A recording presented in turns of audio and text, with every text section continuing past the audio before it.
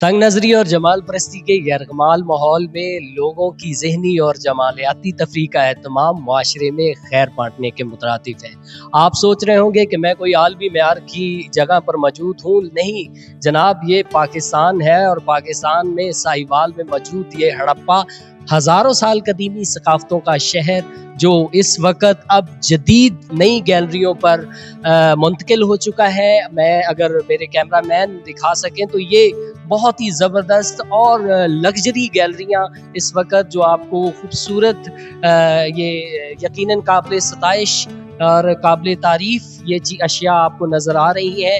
ये हड़प्पा म्यूज़ियम की वो नई गैलरियाँ हैं जिसका जो अब विजिटर्स के लिए ओपन कर दी गई हैं और बहुत से लोग जौक दर जौक यहाँ जो है वो विज़िट कर रहे हैं और बहुत सी खूबसूरत कदीमी अशिया को लेटेस्ट टेक्नोलॉजी के साथ जो मुज़य्यन करके और उनको जो सजाया गया है वो बहुत ही खूबसूरत लग रही हैं। मेरे साथ इस वक्त क्यूरेटर हड़प्पा म्यूज़ियम जनाब राना अहमद नवाज टीपू साहब मौजूद हैं। यकीनन आर्कियोलॉजी के बंदे हैं तो इनसे हमें ज़्यादा बहुत डिटेल से इन चीज़ों के इन अशिया की बारे में हम सुनते हैं। अस्सलाम वालेकुम सर। वालेकुम सलाम जी, बहुत शुक्रिया आपका। तो आप देख रहे हैं कि सर हम आज आए हैं तो बड़ा हम तो शॉक हुए हैं कि ये जो लग्जरी माहौल बना हुआ है, जो एलीट क्लास एक किस्म का जो माहौल आपने बना दिया है, तो ये यकीनन वो पुरानियाँ गैलरीज तो लोग देख देख के तंग आ चुके थे और अब जो आता है ऐसे लगता है हर चीज़ जो है वो उससे बातें कर रही है। शोकेस में रखी हुई हर चीज़ अपना वजूद बयान कर रही है। तो ये कैसे मुमकिन हुआ?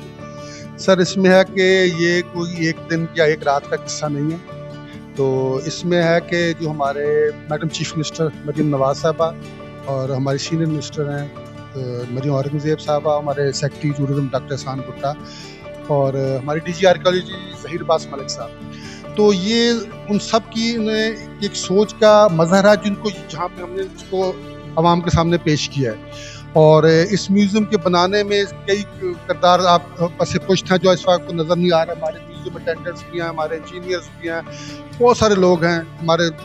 तो उसमें था कि यहाँ पे एक इंटरनेशनल स्टैंडर्ड का एक म्यूज़ियम जहाँ पे तश्कील दिया जा सके। तो ये कावज थी कि हम दुनिया में बाहर भी देखते हैं, दूसरी जगह पे भी देखते हैं, तो हड़प्पा की जो तहजीब है हम उसको और बेहतर अंदाज में पेश करना चाहते थे। ठीक है ना, कि उसमें यहाँ हमने 4 गैलरीज बन गई। सर अगर आप हम साथ साथ विजिट भी करते जाएं और आप हमें बताते भी जाएं अशिया के बारे में। 3500 BC से 1500 BC तक का जो टाइम स्पैन हड़प्पन सिविलाइजेशन में हमें खुदाइयों की सूरत में मिलता है और वो वहाँ से निकली हुई चीज़ें यहाँ पे डिस्प्ले की गई हैं। आप उसको देख सकते हैं। आप स्टोन एज का हड़प्पा का अर्ली फेज है उसके बारे में, early Harappan, mature Harappan, late Harappan के बारे में। फिर उसके बाद हमारे पास प्रोटो हिस्टोरिक गैलरी है, फिर आर्ट एंड क्राफ्ट गैलरी है और इंशाल्लाह सर ये टोटल 4 गैलरीज हैं और 4 गैलरी। हाँ, इसमें प्री हिस्टोरिक और प्रोटो हिस्टोरिक में जो चीज़ें यहाँ की एक्सकवेशन आप जानते हैं कि ये साइट बहुत पुरानी है, 1921 से इसकी खुदाइयों का आगाज हुआ है। वो चीज़ें यहाँ से निकली वहाँ से। अच्छा, इसमें जो ये अशिया पड़ी हैं ये हज़ारों साल पुरानी वही अपनी असली हालत? जी, अपनी असली हालत में मौजूद हैं।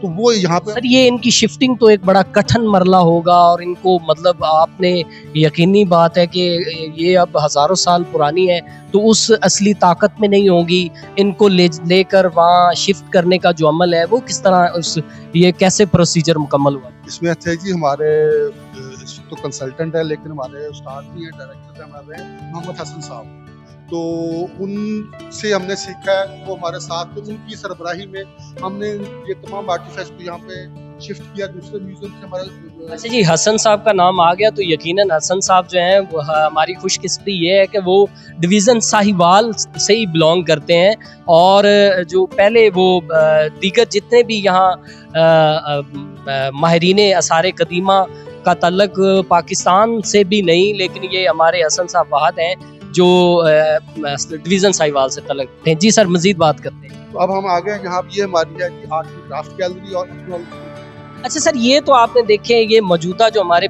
पीतल के जो बर्तन हैं, यकीनी ये मौजूदा सकाफत और कदीमी सकाफत जो है सकाफत उसका मिक्सचर है। जी जी, ये देखते ना कि ये चीज़ें अभी भी हमारे घरों में इस्तेमाल होती हैं, ये इसी इलाके की हैं। यहाँ इसी इलाके से हमने इकट्ठी की हैं, ठीक है ना। तो इसमें है कि कल्चर को वाज़ेह किया गया। सर आप समझते हैं कि ये जो 175 एकड़ का ये जो टोटल रकबा है म्यूजियम का, उसके अलावा भी आसार मौजूद हैं पूरे हड़प्पा में? नहीं, देखिए जी कि तकरीबन हड़प्पा की तकरीबन 450 साइट्स पंजाब में डिस्कवर हुई हैं। तो हड़प्पा एक जैसे इस चीज़ का मेन एलिमेंट फोकस है, क्योंकि इंडस सिविलाइजेशन के 2 मेट्रोपॉलिटन जो बड़े शहर दरियाफ्त हुए, एक मोहनजोदाड़ो सिंध में है और एक हड़प्पा यहाँ पे है। मोहनजोदाड़ो इटसेल्फ एक हड़प्पन साइट है।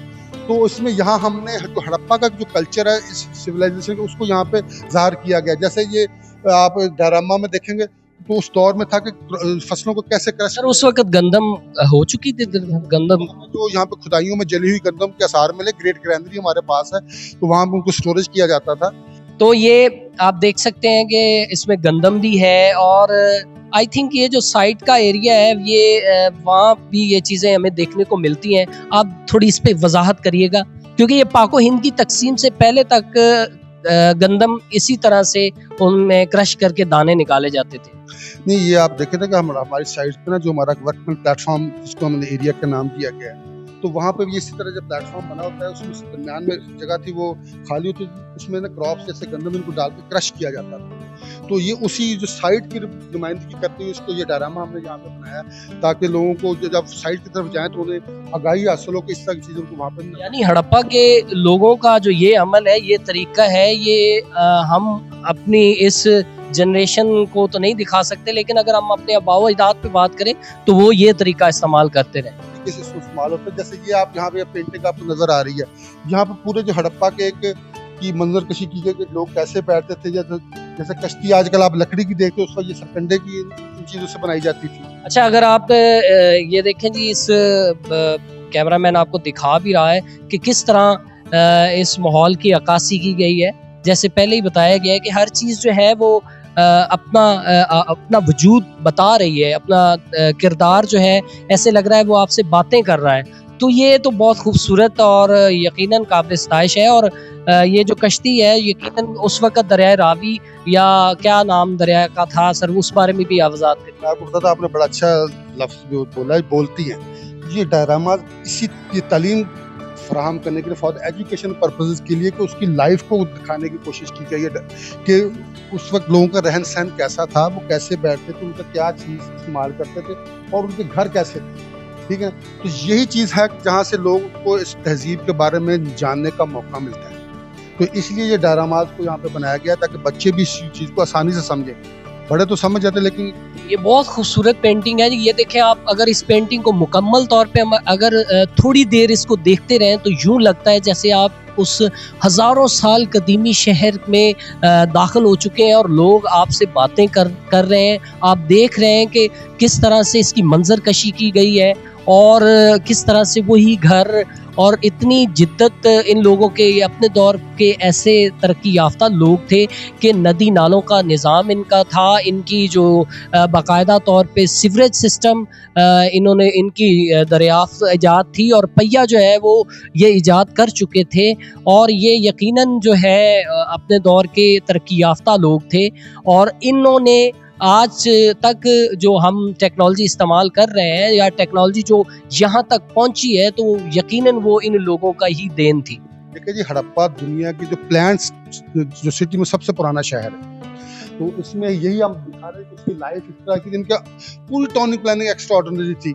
उनका workers town system, workman platform का एरिया लाता था, ग्रेट ग्रैनरी लाता था। आप साइट पर जहाँ आप उनका जो जहाँ पर उनकी जो माशी सरगर्मियाँ थी, माउंट एफ का एरिया वो लाता है, माउंट एबी का एरिया लाता है। तो हर एरिया में आपको उनकी तरक्की के अवामल नजर आएंगे। सारा सेवर का निज़ाम उनका अंडरग्राउंड था, तो टाउन प्लानिंग उनकी एक्स्ट्रा ऑर्डिनरी थी। यहाँ से भी आप देख सकते हैं कि अब हमने on the basis of evidence ये हमने डायरामा तश्कील दिया कि उनके घर किस तरह के थे। बाकी इंशाल्लाह कि फर्दर हम डिसाइफर सेंटर हमारा बन जाएगा, तो हमारी डीजी साहब की बड़ी कोशिश है कि हम इसकी ज़ुबान को पढ़ने में कामयाब हो सके। यहाँ पर माहिरीन बैठे, अभी तक इसकी ज़बान नहीं पढ़ी जा सकी, इसकी ज़बान नहीं पढ़ी जा सकी। 300 से ज़्यादा। हालांकि जो एआई की आमद के बाद बड़ा एक शोर था कि अब ये नामुमकिन अमल नहीं रहेगा, एआई जो है तो एक ऐसा टूल इजाद हो जाएगा जो इसको दरियाफ़ इसकी ज़बान को पढ़ सकेगा। अभी तक ऐसा मुमकिन नहीं हो सका। देखिए जी, अभी तक नहीं ऐसा मुमकिन हो सका क्योंकि तकरीबन 7 लाख स्क्वायर किलोमीटर का एरिया की ये साइट है। प्रेजेंट पाकिस्तान का एरिया क्रॉस द बॉर्डर हम इंडिया की तरफ देखिए, राजस्थान, पंजाब और गुजरात उनकी साइड्स हैं।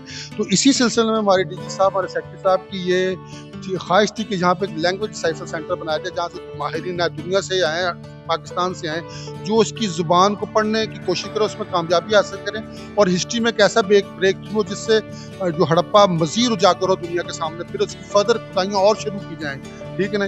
तो इसीलिए ये लैंग्वेज साइफर सेंटर यहाँ पे बन रहा है, तो जिससे इनकी ज़ुबान पढ़ने में हमें इंशाल्लाह हम कामयाब। अच्छा, इस तरह का कोई फेस्टिवल का अरेंज भी होता है इधर? इसमें है कि यहाँ पे फरवरी में हड़प्पा फेस्टिवल का इनेकाद हुआ और ये एक बहुत अच्छी ट्रेडिशन है। ये हमारे डीजी आर्कियोलॉजी का जनाब ज़हीर अब्बास मलिक साहब और उन्होंने यहाँ पे हमारे मैडम आयशा अरशद लोधी हैं, महकमे ने उनके साथ कोलैबोरेट करके यहाँ पे एक हड़प्पा फेस्टिवल का इनेकाद किया, जो एक बहुत अच्छा इवेंट था और जो इस इलाके के लिए एक ऐसी चीज़ डेवलप हुई है जिससे लोगों को तफरीह और यहाँ की सकाफती सरगर्मियों में शामिल होने का मौका मिला और इंशाल्लाह इस तरह के फेस्टिवल आगे होते रहेंगे, जिससे ये इलाका और तरक्की हासिल करेगा और लोगों को बेहतर सहूलत मिलेगी। बहुत शुक्रिया जी। अब आप कोई पब्लिक को कोई इस हवाले से मैसेज देना चाहें? देखिए जी, मेरा मैसेज है कि जो हमारी जो आवाम है वो इसकी असल मालिक हैं। हम उनमें एक एहसास मलकियत पैदा करना चाहते हैं कि ये अपनी सकाफत को अच्छे तरीके से देख सकें और इसकी हिफाजत करें। देखिए, ये एक बहुत अच्छा इंटरनेशनल स्टैंडर्ड का म्यूजियम बना है, तो इसकी हिफाजत के, इसको नुकसान ना पहुंचाएं, साइड पे भी जाएं, गंदगी ना फेंकें और इस म्यूजियम की जो कवानीन है जिसे तो उनको फॉलो करें ताकि इस चीज़ों को हिफाजत से रखा जा सके और आने वाली नस्लों को बेहतर। जी, टीपू साहब ने बड़ी खूबसूरत बात की कि यकीनन ये सारी चीज़ें जो हैं वो हमारी अपनी है। ये मुल्की जो असासा होता है वो आवाम का असासा होता है। अगर हम इसकी इसी तरह से इसको केयर करेंगे तो ये हमारी आने वाली नस्लों तक महफूज रहेगा। जी नाजरीन, जैसा कि CNN की टीम ने आपको आज ये सारा जो है नई गैलरीज का विज़िट करवाया, यकीनन आप CNN पे ये सारी चीज़ें देख के आपको तकरीबन 90 to 70% घर बैठे मालूमात मिल चुकी है। बाकी आप हड़प्पा म्यूज़ियम ज़रूर विज़िट कीजिएगा। अल्लाह हाफ़िज़।